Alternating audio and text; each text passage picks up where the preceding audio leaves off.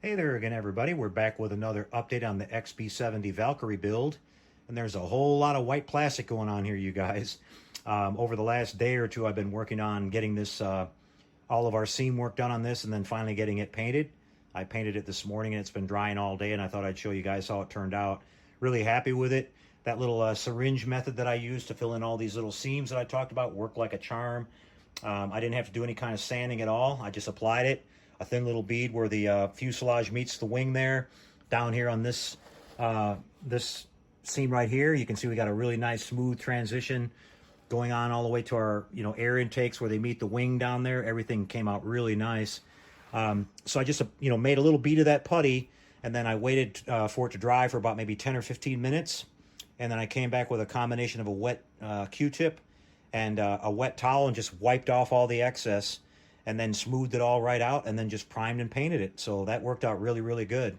I used the Duplicolor Brilliant White is the color that I'm using, and this is the color that it looks like when it's all said and done. I'm really happy with it. We got a nice little sheen going on here. After the paint was dry, I seal coated it with some of our matte clear, just kind of give you an idea of what the sheen looks like on this. We got a little bit of shine to it, but not too crazy like I talked about. So it's all ready to have the decals and markings applied, and once I do that, I'll put another coat of sealer on it. I've started to test fit some of the parts now, and I'm working with the horizontal stabilizers in the back, or I'm sorry, the vertical stabilizers, and I'm having a fit issue here, you guys. It's not a big deal. You can see that they don't want to go down on there all the way flush. You can see we have a little bit of gap right here, and it's kind of funny because these fit in here like super, super tight. I mean, to where you almost couldn't even jam them in there. So I went in with my hobby knife and I started opening up the holes a little bit, and they're starting to get a little bit closer, but you can still see that they're still a little bit too thick because they're rocking here and they're not sitting down there all the way flush like they should. So I don't want to make the hole any bigger for fear of going too far and you'll see an edge. So what I'm going to do today is I'm going to pull these back off, and I'm going to take my file and mask off this so I don't scratch it. And then I'm going to, file these tabs down to where they're quite a bit thinner. Then I'll just have to make sure when I finally do permanently glue them in that they're facing straight up and down, and maybe prop them up or something so they don't wind up drying crooked. But we'll take care of that problem. It's not a really big deal. I just thought I'd give you guys a heads up about that. Just really strange that they fit that tight. I mean, it's unbelievable how tight they fit. And I made sure I didn't get any paint on these tabs either. I had those masked off. So, but we'll just have to work around that and make it work. So all that's looking good. Here's the kind of the back half of the model and what's looking like. Starting to work in some of my engine detail. My paint lines are still a little bit rough here. I got to come back and clean these up. But here's the theme we're going to have in the back. We don't have our nozzles on there yet, but I noticed in some of the shots that they had this silver detail on there, and sometimes it didn't. I don't know if it was a difference between one plane and the other one, or they changed it once in a while. But I like the silver on there because it gives it, kind of breaks up the white a little bit. So I'm going to go with that. We've got nice red pinstriping that goes around that and stuff too, so that'll look really sharp. It'll start looking a lot more detailed once we start putting markings and everything. Right now it's just a huge hunk of white.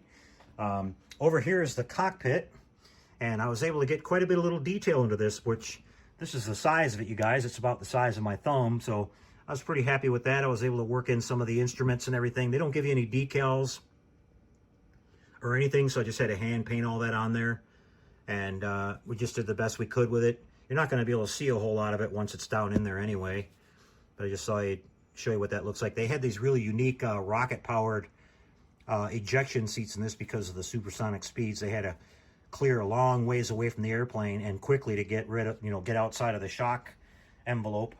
So, which was, a tragedy that they actually had to deploy that at one point when the airplane crashed. But let's just set this down in here and show you what it'll look like. This just goes in here like this, and you'll be able to see a little bit through the canopy. So it was worth it to do all the little detail there. So now that this is done, I can go ahead and get the forward part all sealed up here, and then we can attach it onto the front part, and we'll just have that little seam work there to deal with. That'll be no problem. I've got the forward canards painted and ready to go. The landing gear's already been done. I've just got to paint these wing tips, and we're just going to go with the straight wings like we talked about. We're not going to mess around with the canted wings or anything like that. That'll just be, what you could probably do if you wanted to on this. the one thing that I realized when looking at it, they do give you these two different hinge assemblies complete. So you've got the curved one and the straight one. So if you want to, you could maybe make these so they fit a little bit tighter. You can see when they go in there like this right out of the box that they fit really loose and they're floppy. But if you could figure out a way to make these fit a little bit tighter, you could leave this so you could interchange it. You know, instead of making them hinged, you could just interchange these. Like if you want to display it, you know, with a straight wing, just take this off and pull this piece out of the, you know, of the wing, and then replace it with the bent hinge, and then put it back in place, and you could display it with the, you know, the bent wings. So however you wanted to come up with something like that, I'm not going to worry about it. I'm going to just build it straight and just move ahead. But you know, there's different ideas you can do with this. But yeah, everything's looking really good, you guys. I'm really happy with how it's going together so far. I used an entire can of paint on this already, so I'm going to have to go over and get another can of paint. But I wanted to make sure I had it covered really good. You know, white doesn't cover very well, and I kept seeing cloudiness where my primer was still coming through. So I just went ahead and used up the entire can to make sure I had a nice even coat on it. We want it to look nice. So that's about it for this update, you guys. Not a lot going on as far as moving ahead. It was just a lot of time and effort to get this part of the model looking really nice, because we want this to be, you know, we wanted to take care of all those seams and everything. That's a big part of making this model look good. So once we get it on its gear and everything and all the markings on it, it should look really sharp. And I'll start to add some of the panel line detail and stuff like that. But I'm really happy with it. I think this view from the front looks really awesome with these air intakes. We got our little black going on in the background there like we talked about. That looks really sharp. So hope you guys enjoyed this update. I'll be back again, and the next time you see it, it'll look a lot more like the Valkyrie, you guys. We'll see you next time, and until we do, take care and happy modeling.